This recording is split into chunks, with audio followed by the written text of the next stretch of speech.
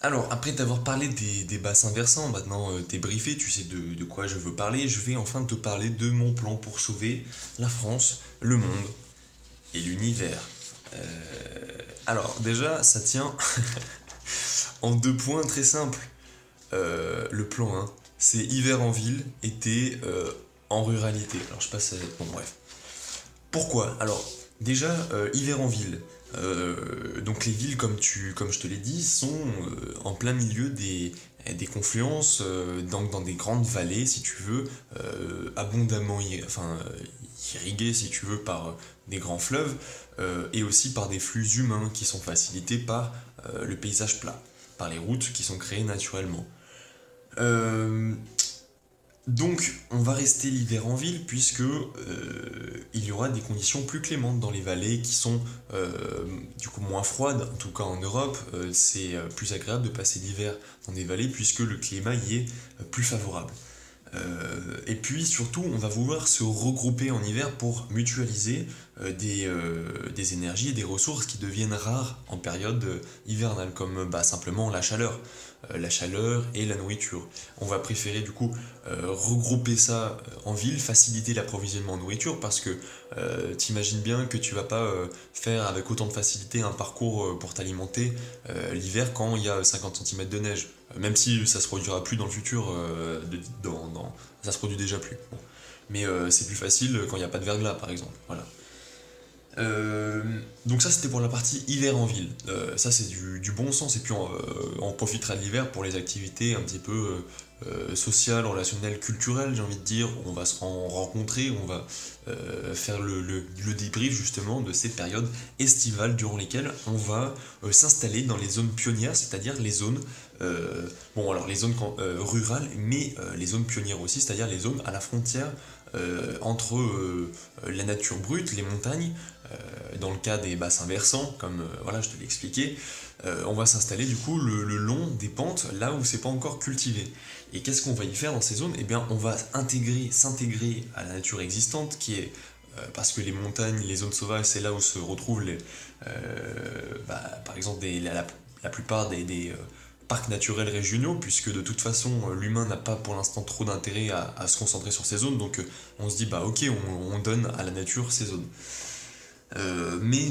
Donc faut s'intégrer, donc en allant conquérir, coloniser ces zones avec la présence humaine, il va falloir respecter, voilà, donc comme je te l'ai dit, le faire dans les règles de l'art, bien, bien respecter l'existant, quoi. Parce que justement, cette richesse sauvage, cette richesse génétique qui n'est pas uniquement humaine, hein, qui est un principe que je dérive par empirisme de mes observations de la nature, et de la façon dont, si tu veux, découlent les différentes espèces de tout le règne animal et végétal, je remarque que du coup, plus il y a de diversité, plus il y a de résilience dans les écosystèmes. On ne sait pas de quoi demain sera fait, mais le mieux qu'on puisse faire, c'est se préparer en accumulant des génétiques de plus en plus adaptables et de plus en plus résilientes par leur nombre et par la multiplicité de leurs fonctions et de leur niche. Voilà. Donc, pour passer l'été dans les ruralités, qu'est-ce qui va se passer? Déjà, on va reprendre, entre guillemets, pas reprendre parce que c'est déjà, entre guillemets, à nous, ça fait partie du patrimoine français, mais on va se regrouper autour des villages et des hameaux existants qui sont depuis peut-être un siècle de plus en plus délaissés, hein. Moi, je constate de manière assez halluciné, si tu veux, de voir autant de bâtiments qui pourraient être retapés facilement pour peu d'argent, qui sont complètement abandonnés, parce que les gens ne se rendent pas compte du potentiel qu'il y a à avoir des terrains cultivables, des terrains simplement avoir un hectare, parce que là-bas tu peux avoir un hectare et déjà des maisons construites, tu vois, des murs déjà édifiés, donc je sais pas, peut-être je sais pas combien ça coûterait, mais c'est possible, c'est juste que c'est abandonné parce que c'est peut-être trop cher, parce que les gens qui voudraient ne le peuvent pas, faute de moyens, donc peut-être une meilleure répartition, réfléchir différemment à comment... voilà, donc moi c'est un peu ça que je vise, c'est reprendre toutes ces zones qui sont abandonnées, qui sont pour l'instant trop chères, mais justement en commençant à coloniser ces zones pionnière, qu'est-ce qu'on va y faire, hein? Parce que tu peux te dire, mais qu'est-ce que je vais foutre dans un climat plus difficile? Déjà, l'été, il fera plus frais, donc ça, c'est plus agréable. La ville, là, moi, un jour, je suis en train d'étouffer, quoi. Il fait 35 degrés, tu meurs, je peux pas bouger, quoi. Alors que là-bas, il fait 25, max 30, mais il y a un vent, c'est agréable, quoi, tu vois, il y a de la fraîcheur à côté de la rivière. Donc voilà pourquoi des gens s'installeraient près des montagnes, dans les reliefs, au sommet des bassins versants. Mais c'est aussi pour exploiter de l'énergie brute, parce que dans toutes ces zones, il n'y a pas d'exploitation de tout ce que la nature peut nous proposer. Les arbres tombent par terre, voilà, c'est un cycle naturel, mais ça peut être exploité dans le respect de la nature. On peut utiliser tout ce bois, on peut utiliser tout ce soleil à la fois pour comment dire, mais j'y reviendrai après plutôt, parce que là je vais finir mon plan, mais je voulais parler de l'agriculture et par exemple des panneaux solaires, voilà, deux moyens d'exploiter des ressources en montagne. Qu'est-ce que tu fais sur les montagnes? Il n'y a même pas de plantes qui poussent au sommet à partir d'une certaine altitude, donc on pourrait couvrir ça avec des panneaux solaires, ça serait tellement stylé, tu vois, d'avoir des montagnes brillantes et tout, tu vois.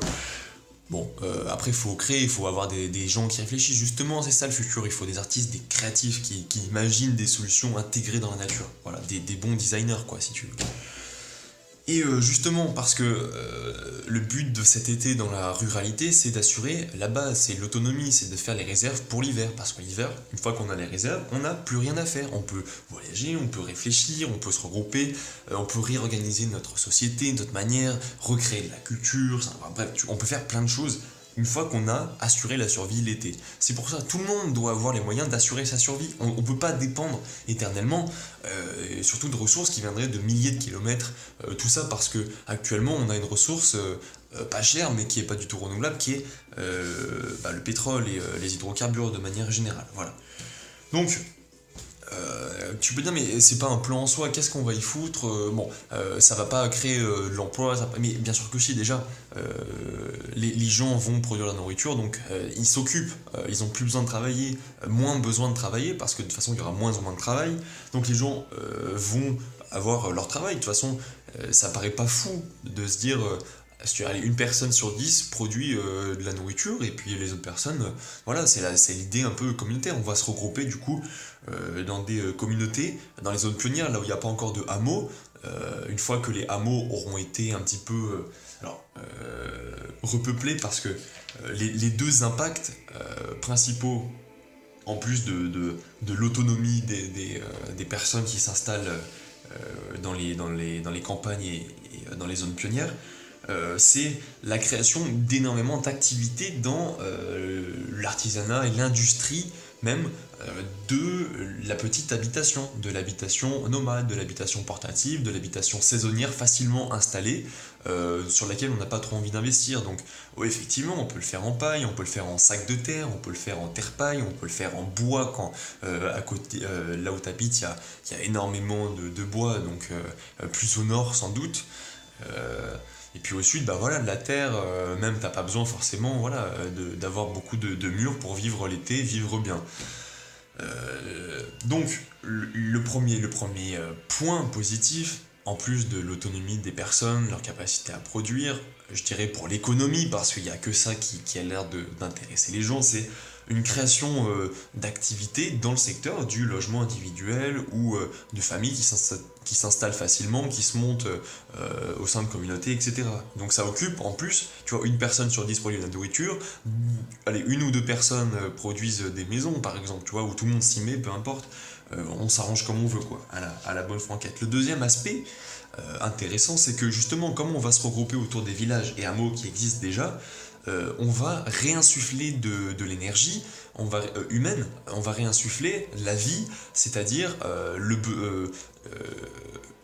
le besoin en service va augmenter, donc on va refaire venir, au moins pendant l'été, des services de la ville vers la campagne, notamment au niveau de la santé, tu vois, par exemple ça pourrait être l'occasion l'été, comme il y aura des dentistes à la campagne, et c'est le moment où on va faire tous les check-ups l'été, tu vois, je sais pas, mais bon, on peut imaginer du coup des activités saisonnières basées sur cet échange un peu, voilà.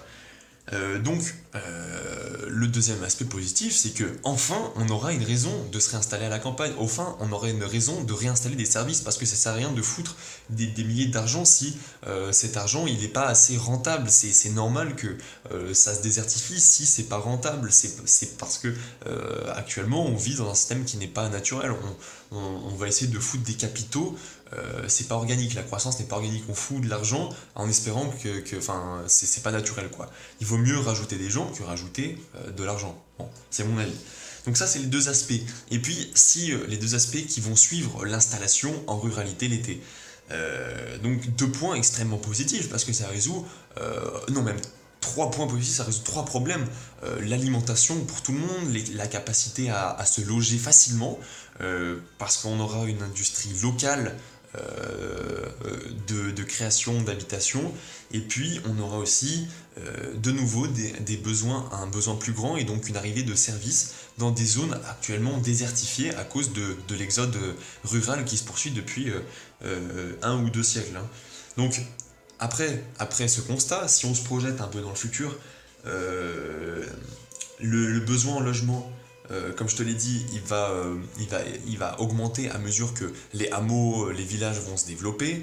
Et puis surtout, quand on va conquérir de plus en plus euh, les zones pionnières, parce que plus un hameau va être grand, plus, si tu veux, il va faire partie de la continuité du bassin d'activité. Parce que c'est ça, en fait, le cœur du plan, c'est de relier les campagnes aux villes, de plus faire distinction entre ville et campagne.